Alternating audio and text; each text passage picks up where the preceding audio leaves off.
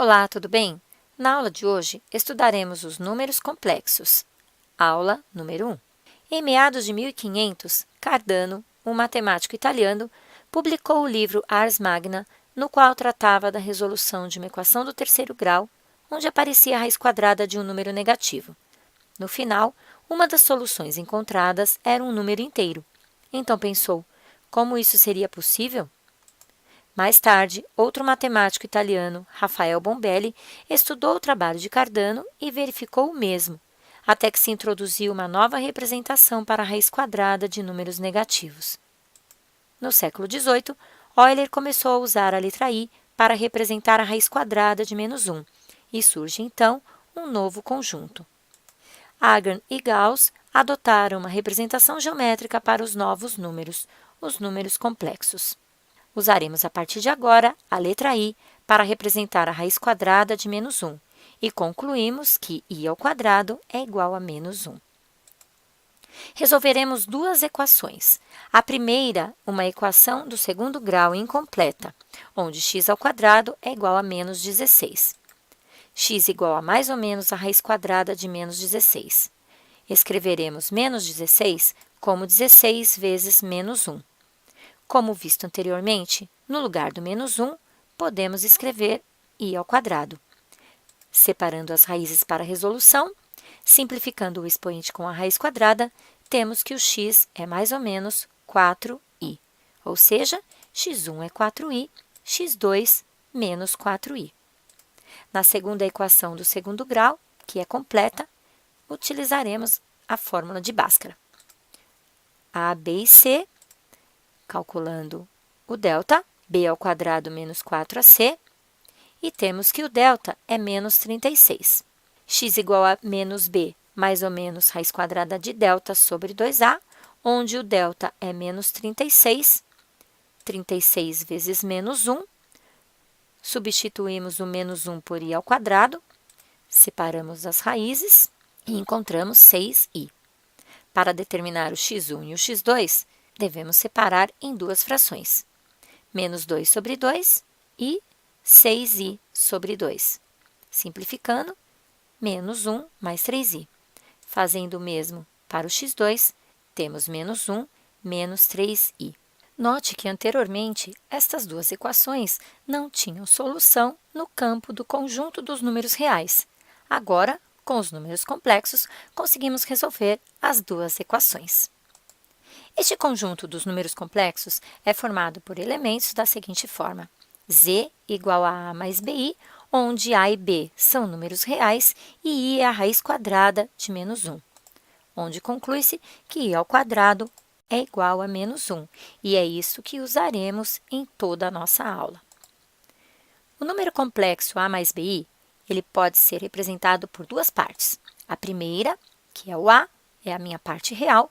A segunda, que é o b, é a parte imaginária. Temos dois tipos de representação: a representação algébrica, a mais bi, e a representação geométrica, é o par ordenado, a, b. Vamos ver agora alguns exemplos. Z igual a 2 mais 4i, onde a parte real é 2 e a parte imaginária é 4. A representação geométrica é o par ordenado 2, 4, e este número é chamado de número imaginário. Z igual a 12i. A parte real, ela não aparece, porque é 0, e a parte imaginária, 12. A representação geométrica é o par ordenado 0, 12, e ele é chamado de imaginário puro, porque o meu a é 0. Z igual a 8. Representação algébrica. Temos que a parte real é 8, como não aparece a parte imaginária, é porque é 0. A representação geométrica é o par ordenado 8, 0, e ele será chamado de número real. A representação geométrica no plano de Argand-Gauss. É um plano cartesiano no qual estão representados os números complexos. Chamamos de afixo de um número complexo z igual a mais bi, o ponto de coordenadas AB no plano de Argand-Gauss. Vamos representar agora o afixo de diversos números complexos. Z1, 3 mais 4i, ele será representado pelo ponto de coordenadas 3, 4. Aqui o afixo de Z1. Z2, pelo par ordenado menos 5, 2. Z3 pelo par ordenado menos 3, menos 4. Aqui o afixo de Z3. Z4 pelo par ordenado 5, menos 1. Z5 pelo par ordenado 0, 1, visto que o A é 0 e aqui o B é 1. Z6, par ordenado 6, 0. 6 é a parte real e como o B não aparece, é porque ele é 0, então a parte imaginária, 0. Aqui o afixo. E por último, Z7, o par ordenado menos 4, 0. Aqui o afixo de 17. Vamos agora resolver algumas questões. Esta é uma questão adaptada da Universidade Federal Fluminense.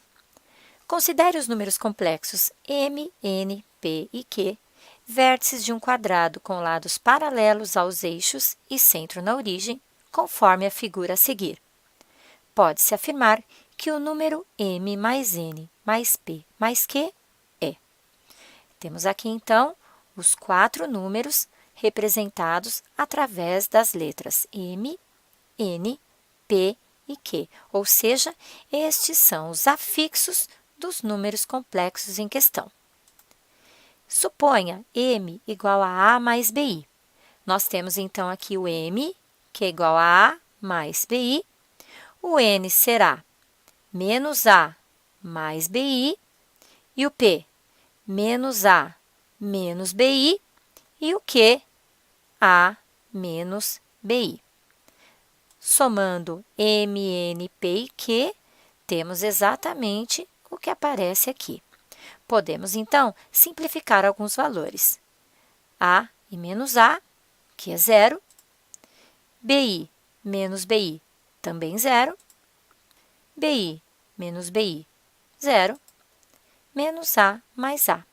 Então, temos que a soma de M, N, P e Q é igual a 0. Sendo assim, a alternativa correta será a letra B. Mais uma questão. Qual o valor de m para que o número complexo seja real? Como visto anteriormente, para que o número z seja real, ele precisa ter a parte imaginária igual a 0, ou seja, 5m mais 15 precisa ser 0. É o que temos aqui.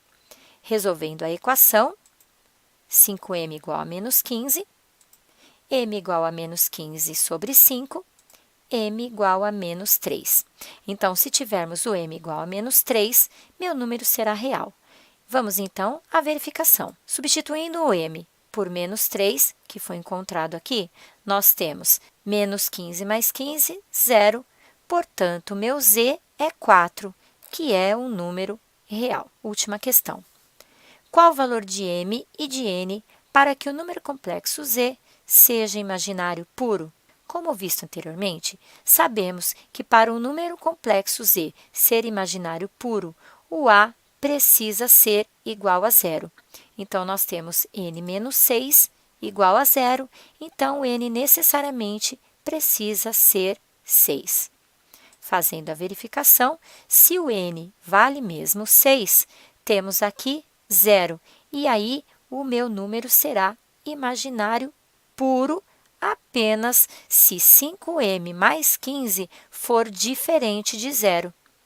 No caso dele ser 0, o número não será mais imaginário puro. Calculamos, então, 5m mais 15 diferente de 0, ou seja, temos que o m necessariamente precisa ser diferente de menos 3. O m pode ser qualquer número real, desde que não seja menos 3. Espero que você tenha entendido e gostado da aula. Até a próxima!